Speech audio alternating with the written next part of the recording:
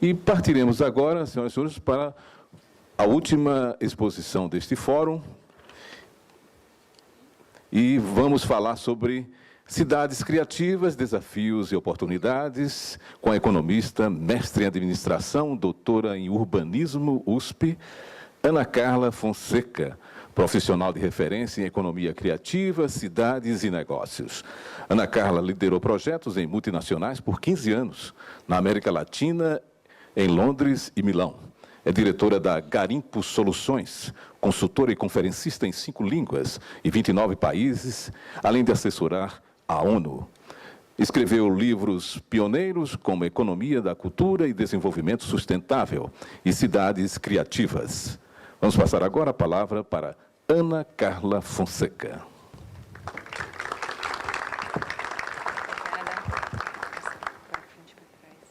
Está ótimo. Obrigada. Muito boa tarde. Falar depois dos colegas é uma agonia, né? Porque eu falo, meu Deus do céu. E é uma alegria porque a gente vê que efetivamente tem um fio de raciocínio a ser construído com muita desenvoltura, sobretudo para vocês que conhecem melhor o contexto. Parte da minha agonia é porque a gente tem pessoas que conhecem muito bem a cidade, tem um conterrâneo que já está com um pezinho aqui, porque 15 viagens em um trimestre, vamos combinar, e eu sou sapo de fora, então eu vou me beneficiar do fato de ser sapo de fora e ser talvez um pouco mais atrevida do ponto de vista de pensar coisas que depois vocês vão dizer se tem mais aderência ou não com o momento que vocês estão vivendo e com e com os desafios que vocês estão enfrentando. Eu sou otimista por natureza, né? Isso não tem jeito. E eu acho que, como o Carlos bem comentava, quando a gente está num momento especialmente atrapalhado, a gente também fica com um olhar mais agudo para as oportunidades que estão à frente. É quase um jargão, mas eu acho que a gente incorporar isso no dia a dia, como a gente faz com pessoa, trazendo para a vida de cidadão, acaba sendo muito benéfico. Então, agradeço muito o convite, a oportunidade de estar aqui. Sempre uma alegria voltar para Salvador, ver as transformações que vocês estão aprontando e, sobretudo, dialogar com pessoas que estão profundamente vinculadas à transformação da cidade, que é o meu objeto aqui de paixão. Eu queria começar a nossa historinha pensando em uma questão que parece muito trivial, mas a gente fala demais de economia criativa, de indústrias criativas, de empreendedorismo criativo, de cidade criativa. Parece que criatividade nunca foi importante e, de repente, passou a ser, né? O que aconteceu que criatividade virou adjetivo da bola da vez para o bem e para o mal? Quando a gente fala de economia criativa e do seu espelho no espaço urbano, esse exoesqueleto, muitas vezes, que acaba sendo para alguns a cidade, e que eu acho que é muito mais do que isso, porque a gente tem a seiva vital que tem que circular por esse corpo, toda grande fase econômica surge de alguma revolução, né? A revolução digital, a revolução industrial dispensa comentários, mas a nossa fase agora foi muito catalisada por esse binômio de globalização e de tecnologias digitais. Se eu andar um pouquinho da microfonia, não estouro o tímpano de ninguém, tá? Pronto. Então, o que acontece? Nessa fase de revoluções das tecnologias digitais com globalização, a gente passou a viver um momento, em especial nos últimos 20 anos, de mais reduzidos ciclos de vida de produtos e serviços, de padronização de muitas questões, e basta a gente pensar em telefonia celular, em serviços como cartões de crédito, para perceber que muitas vezes a gente, colocando o chapéuzinho de um consumidor, troca de um para o outro quando tem promoção, né? Porque tudo está tão absolutamente parecido que chega uma hora que ou tem promoção ou a gente fala, obrigada, fico de trocar de um para o outro, não vai dar na mesma. E a gente entrou nessa lógica muito perversa, também catalisados pelo advento da China como potência mundial, que já o foi, e volta disso com uma voracidade impressionante, em especial a partir de uma não tão bem-vindo reconhecimento de que é uma economia de mercado sem o ser. Quando isso acontece, a gente tem uma debandada de todo mundo para brigar em cima de preço baixo, o que é horroroso, todo mundo aqui o sabe, porque quando a gente briga em cima de preço, todo mundo perde, inclusive quem vende. Qual a alternativa a brigar em cima de preço? Brigar em cima de diferencial, brigar em cima de agregação de valor, brigar em cima de inovação. E o bacana dessa história é que a gente tinha perdido esse foco no ser humano com a Revolução Industrial, em que a gente tinha esquartejado tanto o ser humano, que a gente pedia para quem tivesse, por exemplo, no chão de fábrica, numa mina, que não pensasse, não sentisse, não falasse, não questionasse, simplesmente executasse a partir da sua mão. E a gente guarda ecos tão profundos disso que ainda hoje a gente fala de mão de obra com uma desenvoltura incrível, porque o ser humano inteiro reduziu do que a mão dele era capaz de fazer. Então, quando a gente traz essa discussão para o momento de hoje, em que, como o Carlos mencionava, e antes, desde o momento da abertura, o ser humano volta a ser esse talento criativo que faz a diferença na cidade e na economia, o bonito dessa história é a gente reconhecer que todo mundo pode ser mais criativo do que o é. E que para uma cidade ser criativa, todo cidadão tem que ter a possibilidade de ser mais criativo do que o é, porque criativa não é a cidade, criativo é o cidadão. Quando a gente traz de novo esse talento, o que é o talento criativo? É aquele talento capaz de fazer atividades não repetitivas, que não são facilmente automatizáveis, que tem aquele efeito do sabe-se lá. Eu vou escrever um livro, sabe-se lá o que vai ser o resultado, mas vai ser um livro. Eu vou encontrar a cura para o câncer, sabe-se lá o que vai ser a cura, mas eu vou encontrar essa... Porque tudo é em cima de inovação.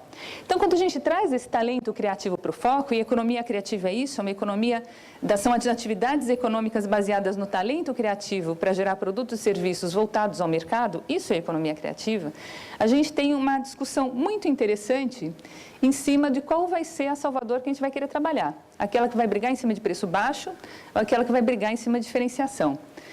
Para vocês não terem que acreditar em mim e a gente ver provas concretas dessas questões, são quase intuitivas, essas são as marcas mais valiosas do mundo. Todas elas ou têm uma carga muito grande de ciência e tecnologia, ou têm uma narrativa, têm uma história. Tem uma história que as pessoas compram, o que também é inovação, porque a gente paga mais quando tem história, quando a gente compra as histórias.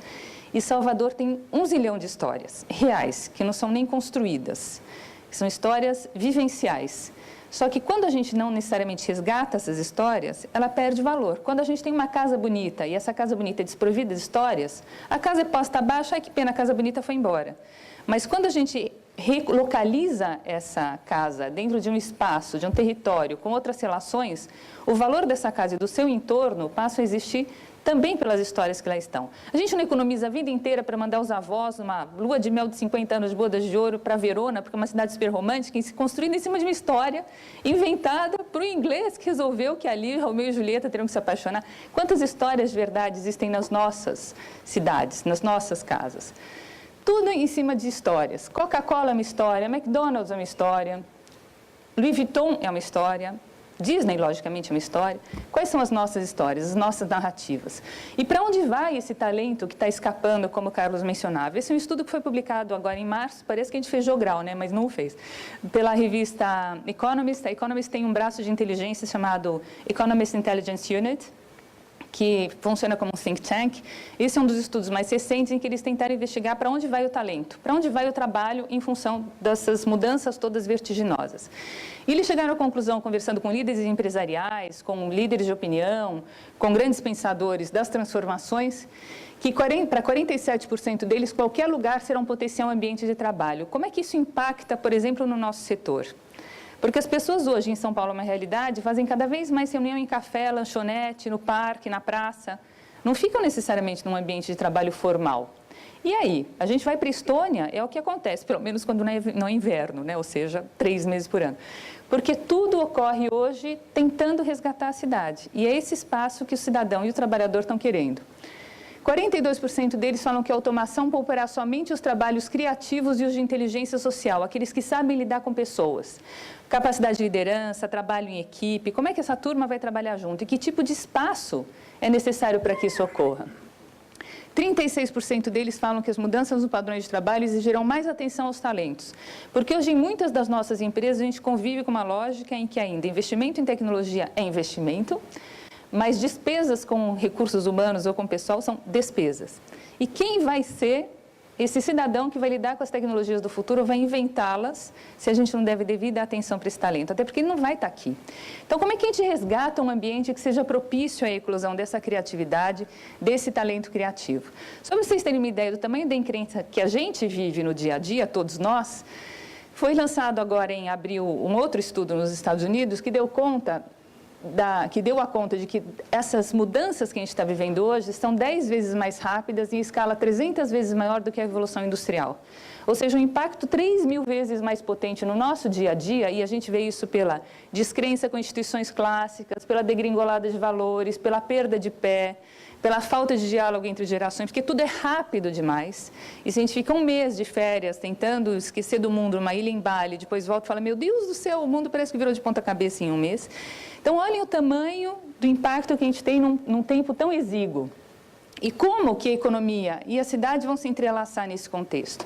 E que tipo de cidade a gente vai querer para se preparar para esse contexto? Porque não é só a cidade de hoje, a cidade de plano diretor estratégico claramente não é só de hoje. E eu me preocupo, sinceramente, menos com o plano diretor, porque eu sei que o prazo é exíguo, e é o mês que vem, né, que vocês têm que apresentar e terminar esse plano, mas com o que vem depois, os planos de uso e ocupação de solos, vários planos de bairro, porque isso também claramente vai pedir uma série de flexibilizações nas nossas formas de lidar com a cidade.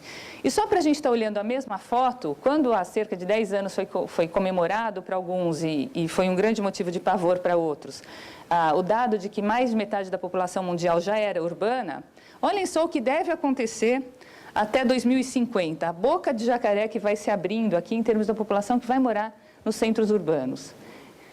É vertiginosa a transformação, né? E isso ocorre em todas as regiões. Então, a gente tem lá África, Ásia, Europa, Oceania, América do Norte, América Latina e Caribe, contrariamente à percepção de alguns, é a segunda região mais urbanizada do mundo. América Latina e Caribe inteiro, 79,5% da população já mora em cidades e essa curva continua aumentando, como a gente vê pela projeção até 2050.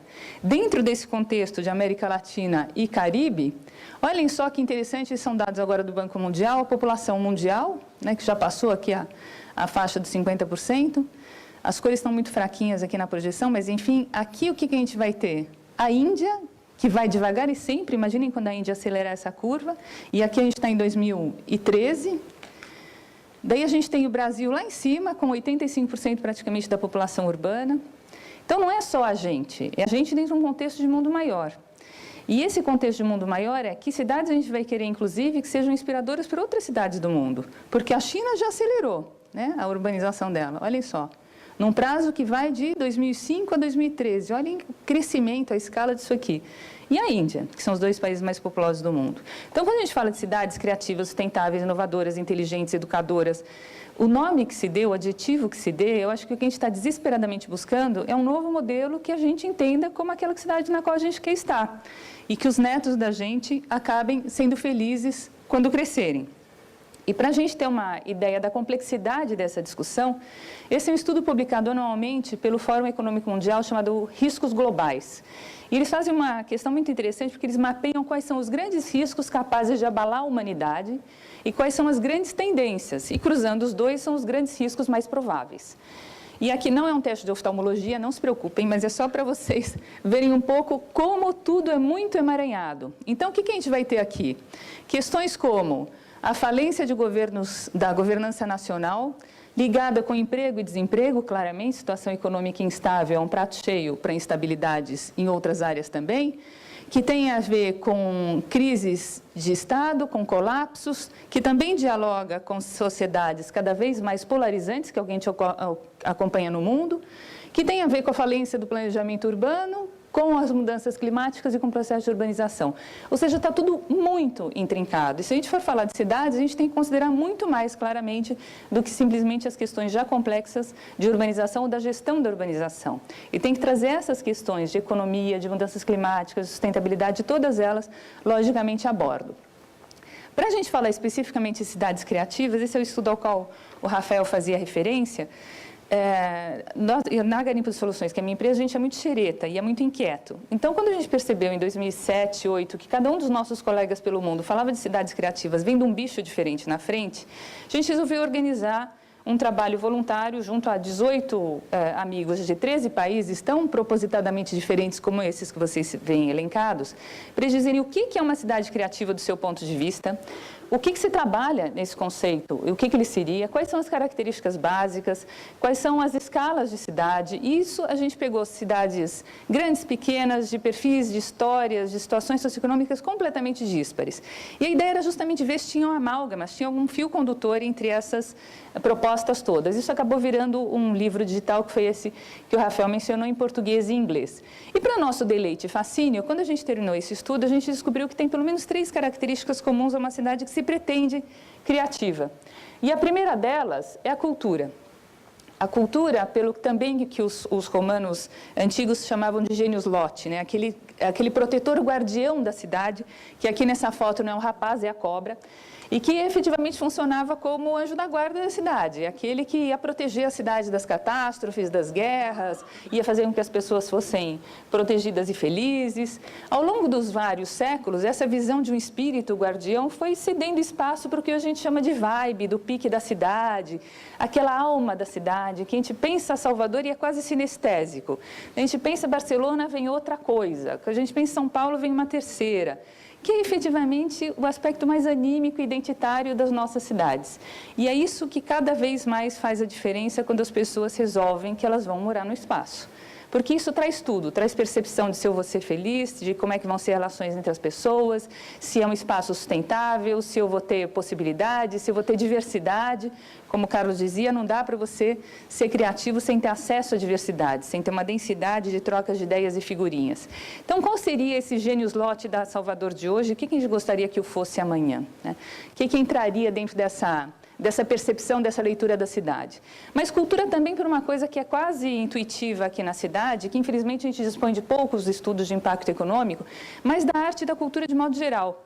O impacto econômico não só do carnaval, mas da gastronomia, do turismo cultural, do teatro, das manifestações de rua, das festas, do folclore, tudo isso que faz com que a gente perceba que muitas vezes a cultura acaba sendo não um saco sem fundos que as pessoas imaginam, que a gente coloca uma moedinha tão fundo que nem ouve batendo no chão, mas quando a gente coloca dinheiro, acaba voltando muitas vezes mais do que foi colocado, fora todos os aspectos não monetizáveis de investimento em cultura. Mas nas nossas discussões aqui sobre cidade, também cultura por formar esse ecossistema mais propício à criatividade. Porque é impossível a gente sair de casa, ouvir uma música bacana, ver um malabar equilibrando 8 bolinhas, falar, ai meu, com 3.000 já me embanando, como é que ele consegue com 8?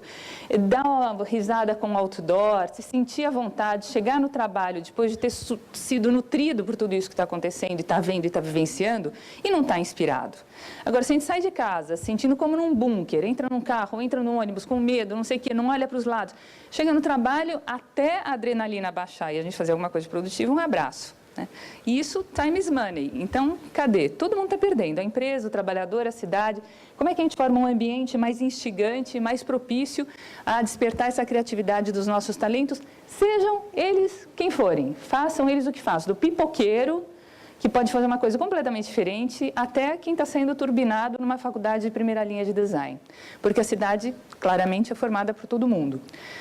Outro ingrediente aqui na nossa sopa é o turismo. Quando a gente fala de turismo, e logicamente isso é uma questão absolutamente vital para Salvador, por tudo que a cidade oferece, o que ela tem na sua história, na sua produção, na sua diversidade, olhem só nessa linha de tempo que vai de 50 até 2010, último dado real, 2030 a projeção, a gente está falando só de viagens internacionais e sempre contando pelo destino. Então, um francês que vai para a Argentina, pinga um ponto na Argentina. Um brasileiro que vai para a China, pinga um ponto na China.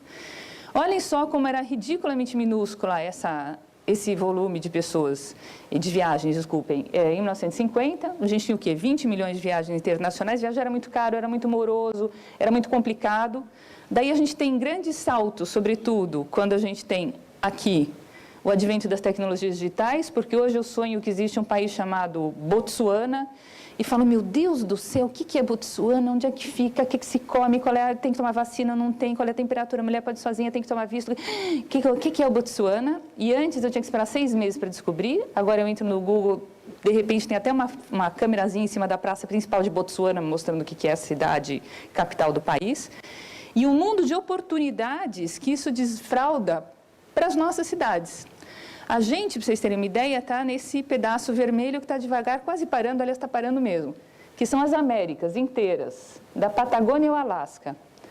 Se a gente tiver uma nanomigalinha, de um nanotequinho, do manaquinho, desse pedaço aqui, que vai chegar a 1,8 bilhão de viagens internacionais, hoje já tem mais de 1 bilhão de viagens internacionais por ano, o que a gente vai conseguir promover em Salvador?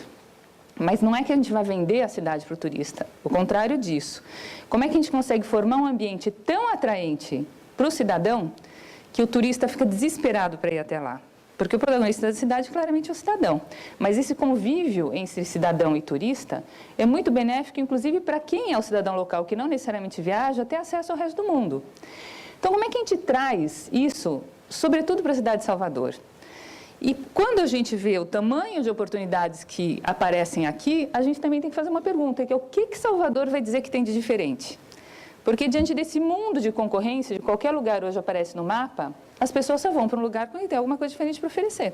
Então, quais são as singularidades de Salvador? O que a gente vai focar para dizer, ó, desculpa, Barcelona tem isso, Londres tem aquilo, Berlim tem aquilo outro, mas eu, Salvador, tenho isto, e só eu tenho. Essas singularidades são mega importantes quando a gente fala de atrair a cidade como um polo turístico de gestão de demanda, né? Não é o turista baderneiro, é aquele turista que vem para curtir a cidade, para vivenciar. Só por curiosidade, o relatório de competitividade de viagem e turismo, também do Fórum Econômico Mundial, que é publicado a cada cerca de 2 anos, infelizmente não tem os dados por estado, mas tem os dados por país, 141 países. O Brasil entrou em 28º lugar em competitividade de viagem e turismo nessa última edição. Antes estava em 45º, enfim. E em vermelho eu coloquei tudo aquilo que puxa a nossa média para baixo, as nossas desvantagens competitivas. Todo mundo sabe, porque aqui mora, que a gente tem problemas com infraestrutura rodoportuária, com baixas e falta de cumprimento de regulamentações, com dificuldade de abertura internacional, enfim, tudo isso que a gente já conhece do dia a dia. Mas olha o que todo o trade de turismo internacional, os líderes de opinião, os jornalistas especializados, estão falando que o Brasil tem de vantagens competitivas em turismo. Recursos naturais e recursos culturais, que a Bahia, de modo geral, nada de braçada, e Salvador tem um monte. Então, como é que a gente aproveita isso a favor e não contra? Porque, muitas vezes, quando a gente fala de recursos naturais e recursos culturais, a gente trata como ônus e não como bônus, né? Como é que a gente aproveita isso? Olha a faca e o queijo que a cidade tem na mão para um processo de transformação e reinvenção. Mas cultura também, muitas vezes, com as coisas mais simples do dia a dia, que é fazer a cidade dar risada. Não dá para ser criativo de mau humor. Estou super mal-humorado, mas vou ter uma excelente ideia. Lógico que eu não vou ter nunca uma excelente ideia hoje, porque para ser criativo precisa ter bom humor. Ou seja, via de regra, tem que ter bom humor.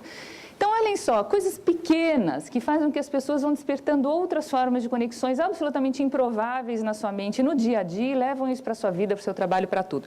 E quebrou, põe um band-aid lá, conserta, não tem problema. E olha, mas a canaleta, pronto, já pensa em Guerra nas Estrelas. Garanto para vocês que a próxima vez que vocês virem uma tubulação como essa, vocês vão pensar em Guerra nas Estrelas, porque tem um capacete ali escondido. Tudo, dá para brincar à vontade com o espaço. Dá para a gente brincar com as pequenas coisas da cidade e fazer com que as pessoas de verdade queiram estar andando pelas ruas. Não é o que a gente busca numa cidade criativa, essa sensação de que o tempo todo vai ter uma surpresa, vai ter uma coisa agradável, vai ter uma coisa divertida, que a gente vai se suprir. É isso que a gente precisa, dessa seiva vital dentro da nossa cidade. Próxima moitinha, a gente vai começar a fazer um desenho. Então, muitas vezes, quando a gente fala de cultura, não só grandes projetos estruturantes, equipamentos magnificentes de instituições culturais. É a cultura do dia a dia, essa valorização do bom humor. Por que tem tantos publicitários baianos de sucesso? Porque essas sacadas vêm muito disso, das pequenas grandes coisas, das ideias criativas. Mas, além dessas pequenas intervenções mais pontuais, uma coisa que eu acho muito importante, que tem tudo a ver com Salvador, é justamente esse conjunto de sentidos que fazem com que Salvador seja uma das cidades mais sinestésicas do Brasil, né? E tem uma onda agora em várias cidades do mundo de trabalhar as sensações da cidade. Essa foi uma iniciativa da SP Tours, Agência de Turismo de São Paulo. Eu sou paulistana, como vocês quase não notam pelo sotaque. E a gente fez um mapeamento, especialmente junto aos turistas, de quais eram os locais que mais despertavam os seus sentidos. Aquele local onde você vai e fala assim, nossa, que lindo, ou nossa, que impressionante. Ou que fala, puxa, eu estou passando por lá e tem um perfume, tem um aroma, tem alguma coisa que só lá eu encontro. Ou que faz com que, ai meu Deus, mesmo naquele lugar já vem água na boca. É o sanduíche de mortadela do Mercadão, é o pastel de feira com garapa, o que for. E diante disso eles fizeram um segundo mapa, que é o mapa das sensações, que se sobrepõe perfeitamente ao mapa da cidade. Onde eu vou quando eu quero me nutrir de sensações. Quando mais nada faz sentido, eu preciso buscar sentidos. E a pessoa vai atrás disso. Imagina se a gente fosse fazer um mapa de Salvador, o que surgiria como as grandes sensações que a cidade desperta. Saindo dos estereótipos, a sensação do dia a dia, aquele perfume que da padoca do seu Manuel, que quando eu estou passando às 5h30 da tarde, voltando da faculdade do trabalho, me remete diretamente ao meu sabor de infância. Essa sensação, não dá para a gente falar de uma cidade criativa sem afetos. A gente tem que trabalhar os afetos da cidade. E outras cidades estão fazendo coisas interessantes, por exemplo, com relação aos aromas. De Glasgow a Nova York, a Amsterdã e tantas outras vão sendo mapeados, quarteirão a quarteirão, os cheiros da cidade. Olhem só que coisa curiosa. Se a gente tivesse fazer o perfume de Salvador, o que será que sairia? Que ingredientes será que entrariam? As notas olfativas de Salvador que seriam? dendê, a cara, ixi, tem de tudo. O cheiro do mar. Nossa, como tem coisa para a gente pensar. E cada quarteirão é um quarteirão. Isso dá uma... Assim como as notas vão fazendo as melodias, as notas olfativas também vão compondo o perfume. Então, o que será que entra na nossa cidade? Isso também tem muito a ver com cultura. Mas quando a gente fala das características, fora a cultura, eu falei que eram 3, a segunda delas, o Carlos já levantou a bola, são as conexões. E conexões de forma ampla, Jaime Lerner já foi mencionado aqui pelos colegas, ele é o autor dessa tartaruguinha, e foi um dos participantes do nosso livro também, ele fala que a cidade tem que ser tratada como um sistema que surgiu para ser, tá? A gente não vai ser esquartejando a tartaruga, coitada. Então, a gente tem que pensar a cidade como um conjunto conectado de instituições, de espaços, de trânsitos, de fluxos dentro da cidade. E quando a gente fala de conexões, são as conexões nos mais variados sentidos. Conexões com a história, entre as áreas de público, privado, sociedade civil, academia, da nova governança urbana, com o ambiente. Questões muito simples. Eu me lembro quando eu era pequena, na cidade de São Paulo, tinha as placas de metal que tinha lá. Para Amadeu Amaral, foi, sei lá, historiador, falou colorista, viveu de X a Y. Nossa, minha rua não é mais anônima. A minha rua, nossa, foi Amadeu Amaral. Agora a gente passa, não tem mais isso. A gente perde o vínculo com a cidade, perde as referências com a cidade. Esse é um projeto que vem de Córdoba, no norte da Argentina, que eles resolveram fazer o livro das ruas de Pueblo Nuevo, que é lá o espaço da cidade. E eles vão resgatando as histórias que não mais lá estão, mas que quando a gente resgata, passam a estar. Então, nesse armazém que hoje você não vê, porque foi posto abaixo, existia isso, isso e aquilo. Olhem as narrativas, a agregação de valor. Quando a gente faz um empreendimento, ele tem uma história. Eu participei de um projeto no norte da Inglaterra, mais ou menos entre nada e lugar nenhum, porque a ideia desse pedaço do norte da Inglaterra era voltar a fazer parte do mapa mental das pessoas. Então, ficar entre Manchester e Escócia, num espaço lá que era completamente límbico em termos de turismo. E chegou uma hora que eles resolveram fazer uma série de intervenções e tinha uma casinha que teria que ser posta abaixo, uma casinha de tijolinhos no alto de uma montanha que, enfim, não tinha valor patrimonial específico nenhum, mas tinha sido a sede do primeiro ponto de telégrafos da cidade. E eles foram fazer um levantamento junto à população, uma nanocidadezinha, se a população estava afim de colocar aquilo abaixo, porque era parte da sua história. E a solução salomônica que se encontrou, então, foi colocar aquela casinha abaixo, mas tentar guardar pelo menos um pedaço dos tijolinhos para serem incorporados em todas as novas construções da cidade. E foi uma solução tão singela, porque, de repente, você passa na frente de uma casa nova e tem lá um pedacinho de um tijolinho antigo aparecendo. Invariavelmente, você pergunta, o que é isso? Não, aqui é porque é a história da cidade, o telégrafo, a casinha, olha a casinha viva de novo. Então, como é que a gente vai resgatando essas histórias nas nossas implementações de projetos, inclusive? Como é que a gente vai criando esses vínculos? Carlos comentava os novos usos patrimoniais. Esse foi um caso que gerou uma polêmica enorme na Itália. Vocês sabem que é um país que tem muitas igrejas desconsagradas ou dessacralizadas, perdem suas funções sacras, e muitas delas acabam, a igreja não tem mais como cuidar de tudo, acabam ruindo porque não tem quem cuide delas.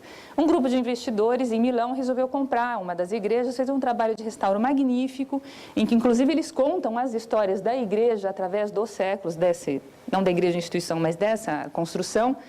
Mas ficou realmente um trabalho primoroso. Até aí, todo mundo feliz da vida. E transformaram a ex-igreja, numa danceteria. E aí? Tem gente que acha o máximo, que fala, pô, que bacana, agora eu estou tendo acesso a uma história da igreja, que é a minha história, porque eu sou daqui, sou da cidade, que antes eu não teria. E essa igreja, invariavelmente, iria abaixo. Tem gente que fala assim, que absurdo, eu estou aqui dançando, lá tem uma garrafa de uísque, onde um dia foi o altar. Não precisa nem chegar a esse ponto de polêmica, porque eu não sei se a nossa sociedade, inclusive, estaria preparada para tê-lo. Mas existem outras formas de a gente lidar com o patrimônio que são talvez muito mais ousadas do que hoje a gente vem fazendo, e envolvidas claramente também com o setor privado, e não simplesmente achar que toda a peça patrimonial tem que ser convertida num centro cultural. Essa é uma experiência que vem da Holanda. Eles pegaram uma antiga prisão e transformaram num hotel de luxo. O ser humano é muito bizarro, né? Porque as pessoas pagam uma fortuna para ficarem hospedadas na cela onde o fulano de tal foi esquartejado, sei lá, enfim. E como as celas eram pequenininhas, eles juntaram as celas para poder ter mais espaço para jacuzzi, por exemplo, e daí ficou. Mas são outros olhares. Olhem como as pessoas estão desesperadas num mundo tão padronizado, tão sistematizado, tão igualzinho, tão desesperadas por experiências diferentes, a ponto de fazerem isso. E é um sucesso. Tem outro na mesma lógica, mas que virou também uma antiga prisão, virou hotel de mochileiros em Londres, o Clique 78.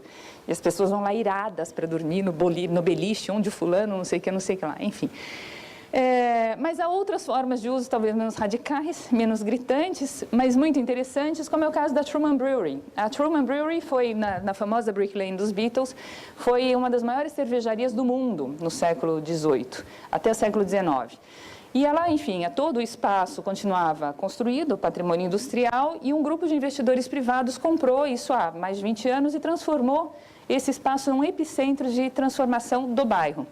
E ali o que eles desenvolvem, tudo que vocês puderem imaginar, desde eventos abertos, aluguel claramente de escritórios, de todos os tamanhos e possibilidades, fazem um hub criativo mais orgânico e não simplesmente imposto de cima para baixo, tem curso de capacitação, tem que vocês puderem imaginar.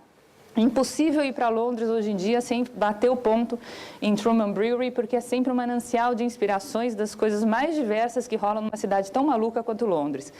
Aí, só para vocês terem uma ideia das propostas várias, aí são pequenos aluguéis de pequenos espaços.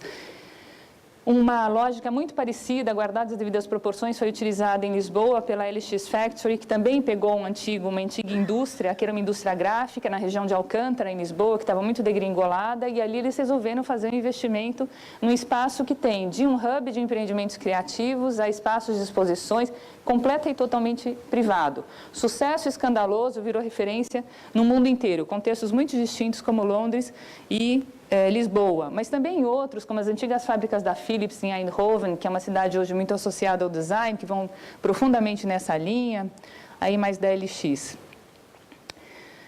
E para trabalhar essas questões, essa tortura do momento, é para eu lembrar de falar a vocês que uma conexão que é muito importante quando a gente fala na cidade é entre áreas da cidade.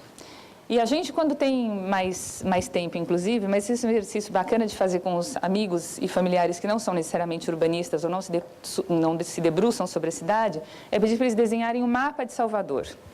A gente tem um mapa do país muito presente na cabeça, o mapa da Bahia também funciona, mas o mapa da cidade as pessoas trocam de lado. Vira de ponta cabeça, puxam para o lado quando deveriam puxar para o outro, porque a nossa percepção de cidade é um mapa mental expandido muito limitado, né? São os espaços onde eu circulo, onde minha família mora, que para mim tem alguma referência, onde eu estudo, onde eu trabalho, mas aquele bairro que eu acho que é tão distante, que embora eu tenha nascido e sido criada aqui, eu nunca visitei, e de repente quando eu vou para lá por algum motivo, eu falo, nossa, não é que não é tão longe? Nossa, não é que não é tão feio? Nossa, não é que é tão esquisito? Ou é tudo isso? Mas enfim, como é que a gente vai juntando áreas da cidade? Porque, como o Carlos dizia, não dá para a gente viver numa cidade que tenha diversidade se essa diversidade não se encontra. E a gente ficou num momento tão perverso do nosso momento, urbano, para não dizer outra coisa, que a gente vive em ilhas. E se a gente vive em ilhas, a gente tem a falsa sensação de que a cidade é um ovo, porque qualquer lugar onde eu acabo encontrando alguém que eu conheço. É claro, porque eu estou sempre na mesma ilhota. Como é que a gente quebra as ilhas? Porque quando a gente olha para a cidade, a gente fala, São Paulo é criativo porque tem a Vila Madalena, o Rio é criativo porque tem a Lapa. Mas e o resto? Quando a gente olha para o bolo, a gente fala o bolo de chocolate e os outros ingredientes. Quem fala do leite, da farinha, do ovo, do açúcar, do fermento, cadê? Tira o fermento do bolo para ver o que rola. Tira a farinha para ver se não empantuma, né? Se não sola, se não desanda. E a gente tende a trabalhar a cidade como se fosse o chocolate. Como é que a gente incorpora as outras áreas da cidade? Como é que a gente vê o papel desses outros ingredientes na receita única que é a cidade de Salvador? Porque senão a gente acaba fazendo uma injustiça com os outros ingredientes que têm um aporte incrível. Nossa, mas lá não rola nada, é um bairro dormitório, a galera só vai para dormir depois de 3 horas. Vai lá um domingo para ver se a galera não está inventando um monte de coisa, se não está...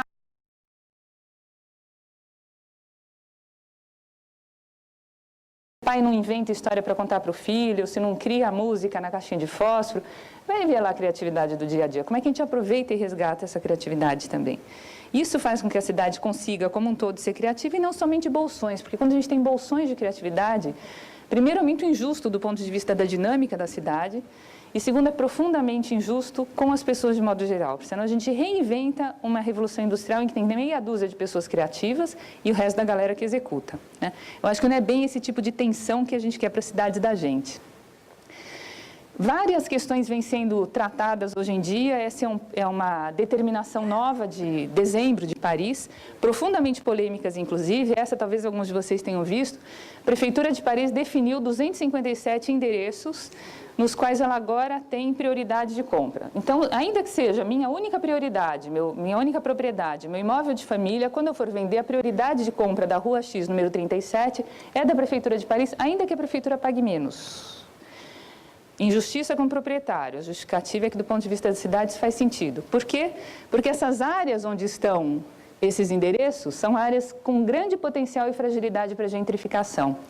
Então, o que eles querem é tentar manter um bolsão, inclusive de propriedade que passaria a ser pública, para que ali possam ser feitas, entre aspas, mini áreas de habitação social, para tentar garantir essa diversidade do ecossistema da cidade, para ver se a gente consegue ter um pouco mais de diversidade numa sociedade que vai passar por uma gentrificação ainda maior em vários bairros. Não sei se a gente precisa fazer isso, mas alguma coisa a gente tem que fazer. Outras formas de gerar conexões, trabalhando com os pequenos futuros cidadãos. Esse é um projeto que também vem de Lisboa. Eles resolveram fazer um orçamento participativo com as crianças nas escolas. E falaram, a gente vai dar um tanto de dinheiro e a criança lá, a molecada, vai decidir pela escola onde aquele dinheiro vai ser empregado. E achavam que a molecada ia pedir uma quadra de basquete, uma nova lanchonete, um nanomundo, o meu microcosmo. A surpresa deles foi entender que quando eles perguntavam para a criança ou para o jovem o que eles queriam transformar, a visão, a expansão de horizontes da criança era para a cidade inteira. Então, passavam a pedir o restauro da igreja que está na Praça X, que a calçada do local Y seja de mais acessibilidade para idosos. Como a gente forma cidadãos com uma visão expandida da cidade? Também por projetos assim. Então, agora virou uma coqueluche, todas as freguesias o fazem e acaba sendo um projeto de educação cidadã fora do comum. Também outros pequenos projetos. Esse vem da Itália, mas já tomou corpo, foi para Rosário, na Argentina, enfim, para N cidades, que é o das multas infantis sociais. Eles pegam a molecadinha na escola e saem com 3, 4, 5 pimpolhos para darem volta na cidade. Daí a criança está andando e, de repente, ela vê que tem um carro parado em cima da faixa de pedestres. Ela não tem dúvida, tira lá o seu bloquinho de multas sociais, escreve, fui tentar atravessar a rua, não consegui porque o senhor parou em cima da faixa de pedestre. O senhor é um mal educado. Eu, se fosse seu filho, teria vergonha. Assinado Joãozinho, poft. E lá se vai um tremendo puxão de orelha. Como é que a gente vai envolvendo as pessoas a sentirem que elas têm uma forma de voz na cidade? Porque para a gente lidar com baixa estima combalida, a gente precisa dar voz às pessoas. Tem um caso muito bonito da cidade de Nantes, na França, que passou por um processo de desindustrialização enorme na década de 80, tiveram eleições municipais, todos os prefeitos candidatos disseram, não, vamos recuperar a cidade, vamos trazer de volta as indústrias, o porto, a indústria alimentícia, nunca que iam trazer de volta, porque a situação de mundo tinha mudado. E teve um que falou exatamente o oposto. Falou, não, a gente esquece outra fase, agora a gente vai ter que inventar um novo caminho. E ninguém punha fé que esse cidadão pudesse ser eleito. Ele foi, não tinha 40 anos, foi eleito. Ele foi eleito depois mais uma vez, parou, foi eleito mais 2 vezes, hoje está no Legislativo já com seus 60 anos. O que aconteceu na cidade de Nantes? Um dos problemas mais sérios que eles tinham na autoestima dos cidadãos era o papel que a cidade tinha desempenhado durante o período de escravidão, em que os escravos saíam da África, triangulavam, antes de ir para os Estados Unidos, na cidade de Nantes. E isso ninguém queria falar, porque era uma mancha do meu passado. Primeira coisa que esse prefeito recém-eleito fez foi organizar uma exposição gigantesca chamada Os Anéis da Memória, em que colocou essa discussão em cima da mesa e não debaixo do tapete. Entendemos? Elaboramos o conteúdo? Ótimo. Então, agora vamos pensar para frente o que a gente vai fazer da cidade. A gente tem que fazer as pazes com as histórias da cidade também. E muitas vezes aquelas singularidades que são as mais negativas são as mais desconfortáveis, aquelas que a gente não quer trabalhar. Como é que a gente lida com ambas as questões, o bacana e o que tem que ser trabalhado ao mesmo tempo? Outros casos mais curiosos e muito emblemáticos, esse vem de Londres, uma cidade que, por excelência, tem os vários tours pela cidade, com os London Walks, vai todo mundo de guarda-chuva seguir, o Jack o Estripador fez aqui mais uma vídeo, e todo mundo vai andando e paga para isso. Mas essa é uma ideia um pouquinho diferente, que eles resolveram fazer um trabalho com os moradores de rua. Aqueles mesmos moradores que a gente tem aos borbotões na cidade, que muitas vezes internecem ou causam pena, etc., mas que, obviamente, ninguém quer ter na frente de casa. E aí? Como é que eu lido com isso?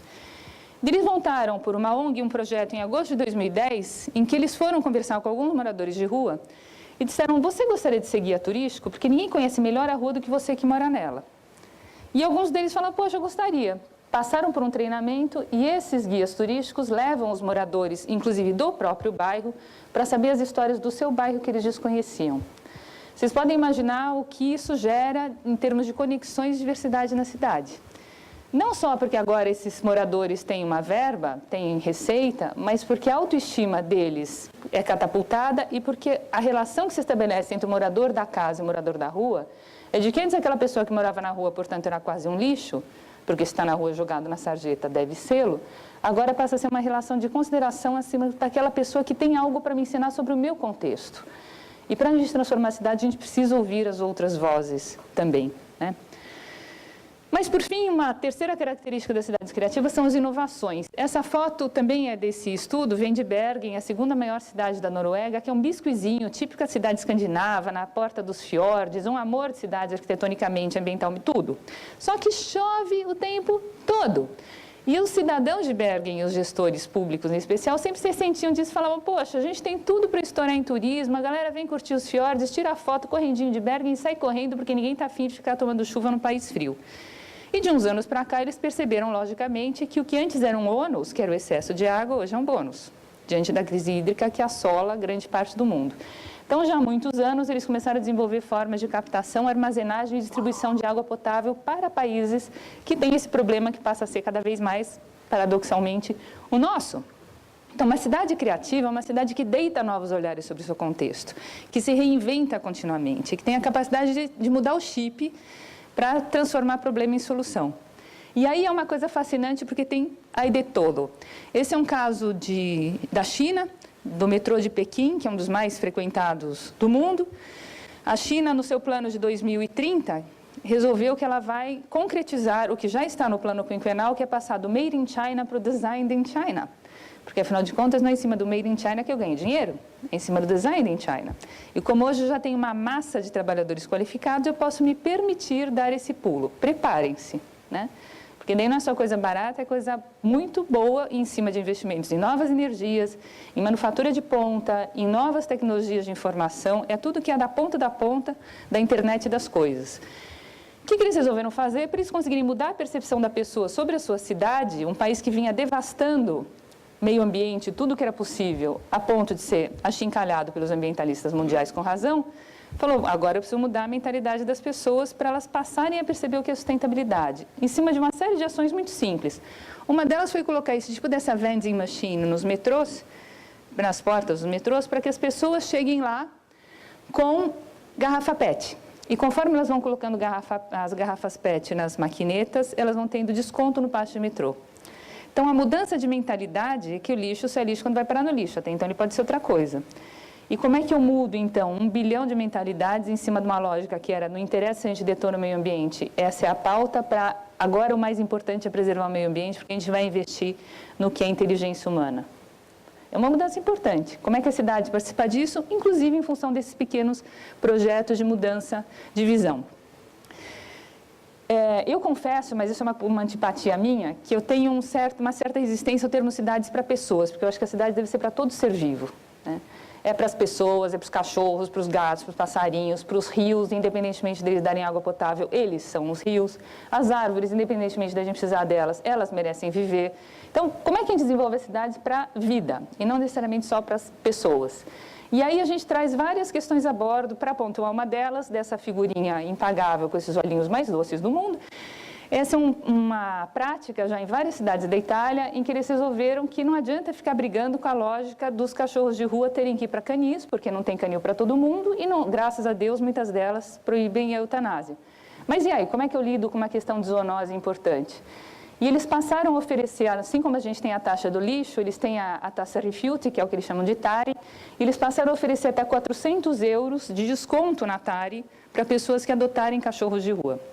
Então, como é que a gente lida com outra forma com o que é visto como problema a partir do entendimento de um ecossistema mais ampliado, de uma forma muito mais inovadora do que hoje a gente o faz, no entendimento de que há um problema aparentemente sem solução?